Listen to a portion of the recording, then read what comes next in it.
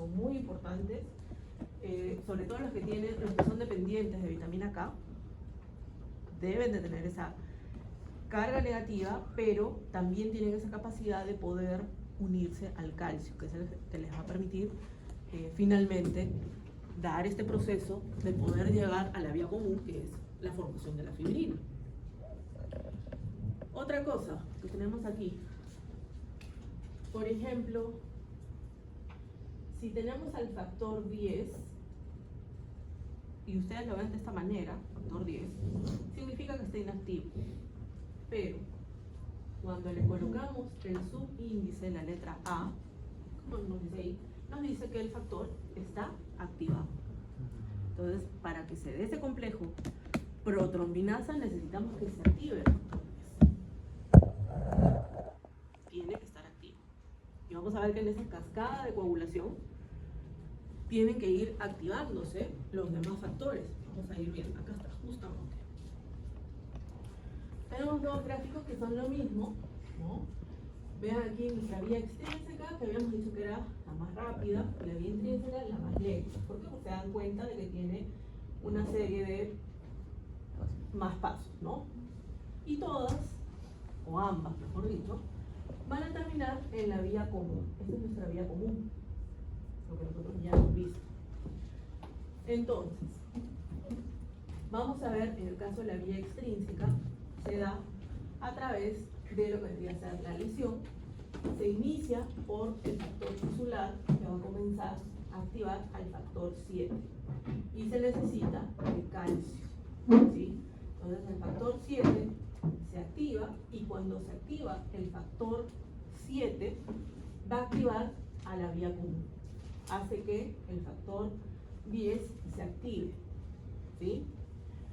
Y en el caso de la vía intrínseca, vean que es un poquito más largo, en el sentido de que se da por esa, ya sabemos, esa teoría de contacto de las cargas negativas, en donde el factor 12, es decir, el factor de Haselman, se va a activar. Una vez que se activa el factor 12, va a activar al factor 11. Cuando se activa el factor 11, se activa el factor 9. Y el factor 9 lo que hace es activar a la vía común, activa al factor 10.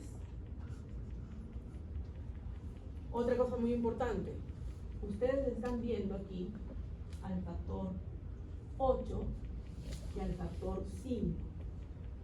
En realidad son cofactores. Lo que hacen es amplificar la respuesta. Por eso muchas veces, justamente como en este gráfico, nos muestran este complejo protrombinasa, donde está el factor 10, el factor 5 o el factor 5, y el calcio, el factor 4, ¿sí? Pero en realidad sabemos que es el factor 10 y el factor 4. Si no hay factor 5 o cofactor 5, igual va a haber coagulación, solamente que va a ser más lenta. Lo mismo ocurre en el caso de la activación del factor 10, donde vean, aquí tenemos al factor 9 activado y el calcio, que van a activar este complejo protrombinasa. Activan al factor 10. Y podemos ver también al factor 8. El factor 8, que es el factor antihemofílico, también es un cofactor, que lo que hace es amplificar, hacer que sea más rápida la respuesta.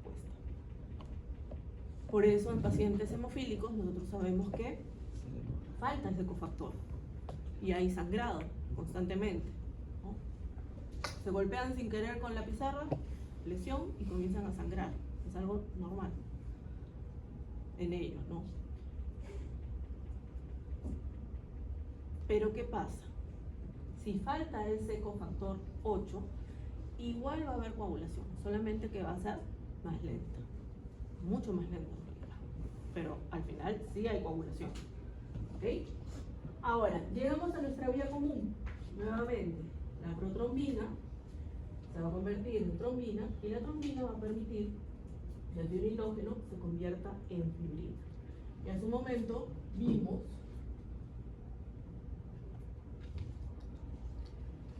que estos y estos filamentos de fibrina estaban unidos por puentes de hidrógeno, ¿sí? Pero para hacerlo mucho más estable, ¿no? Para que pase de monómero a polímero de fibrina, mucho más fuerte, existe el cofactor 13, que es el factor estabilizante de la fibrina o factor estabilizador de la fibrina, que hace que la unión sea mucho más fuerte porque comienza a colocarse en más partes, generando una mayor unión. ¿Sí? Entonces, ese factor 13 es muy importante para que esa red sea mucho más fuerte y se pueda formar nuestro coágulo. ¿Sí? ¿Alguna duda, alguna pregunta?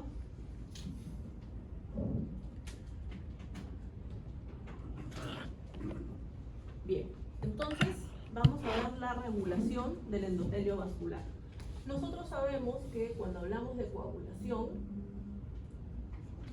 esto responde a un feedback positivo, donde se va a ir formando el coágulo porque se van uniendo, ¿no? Las plaquetas, ya hemos visto todo este proceso, y normalmente, al ser feedback positivo, hace que crezca en todas direcciones. ¿Sí? Entonces, para eso existe una regulación, y esa regulación va a conferir que solamente el coágulo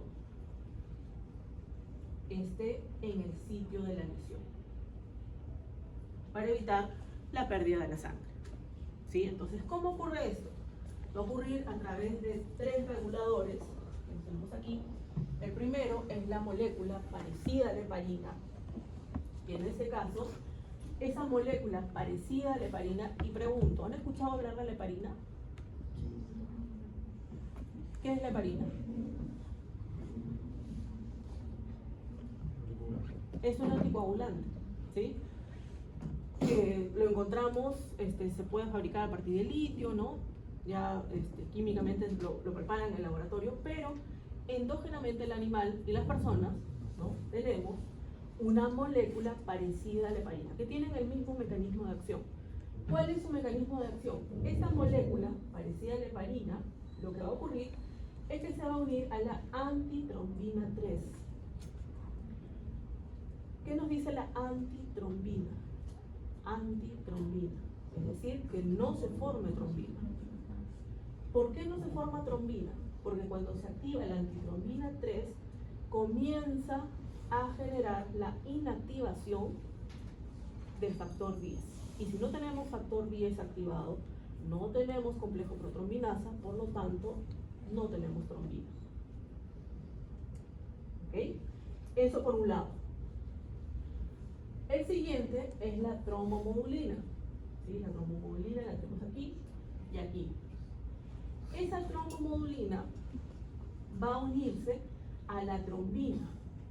Forman un complejo, que es el complejo trombomodulina-trombina. ¿Qué hace?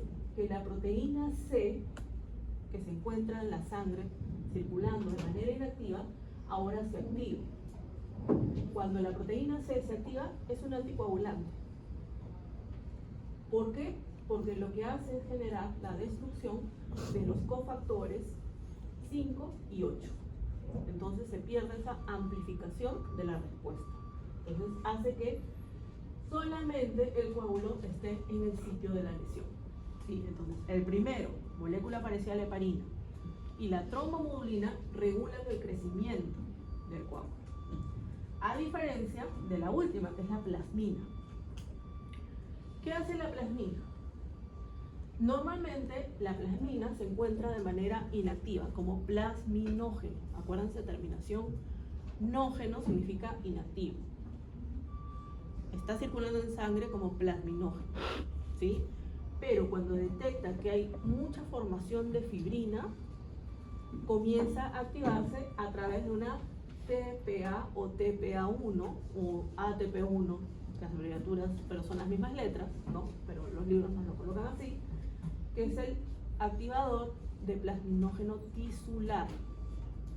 Activador de plasminógeno tisular, que hace que el plasminógeno se convierta en plasmina. Y la plasmina, vean, va a iniciar un proceso de fibrinolisis.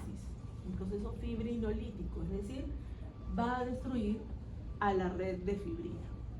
¿Qué ocurre esto normalmente fisiológicamente? Sí, a los 7 días, 8 días, porque el coágulo no se va a quedar siempre. Una vez que se recupera el endotelio, va a haber fibrinolisis, hay plasmina. ¿Sí? Entonces, los 2 primeros regulan su crecimiento, pero el tercero, es decir, la plasmina, lo destruye. ¿Sí? Es lo mismo, ya lo hemos hablado en el gráfico anterior. Y ya para terminar nuestra clase de hoy, tenemos algunos anticoagulantes. Seguramente ustedes ubican en los vacutainers por las tapas de los colores. Por ejemplo, en el caso de la heparina, es el vacutainer de tapa verde, que normalmente se encuentra de manera liofilizada, ¿no? ¿Cuál es su función? ¿Cuál es su mecanismo? Se une a la antitrombina 3, inactiva el factor 10, que es lo mismo que ocurría con la molécula parecida a la heparina, ¿sí? Por lo tanto, no hay trombina y también puede afectar a otros factores, como por ejemplo el factor 9. Entonces, si no hay factor 9, tampoco a través de la vía intrínseca no se va a activar el factor 10. Y sin factor 10, nuevamente, no tenemos trombina, ¿sí? Ahora, tenemos, por ejemplo, los que son citratos de sodio, oxalato de sodio, ¿no? Oxalato de potasio, más el citrato o el oxalato de sodio tiene la tapa de color azul, más celeste que azul, creo yo, y son muy buenos anticoagulantes. ¿Por qué? Porque lo que hacen es bloquear la actividad del calcio. Entonces, si no hay calcio, no va a haber coagulación. Primero, no vamos a tener la vía común y tampoco vamos a tener esa unión que va a generar entre las plaquetas y los factores, ¿sí? Tenemos el EDTA, etilendiamino tetracético, ese es su nombre, es el de tapa de color lila, que tal vez es el que más conocen ustedes, ¿sí? En este caso también lo que hace es frenar la actividad del calcio, separa el calcio de la cascada de coagulación, entonces no hay coagulación. Y ya de último tenemos a la warfarina.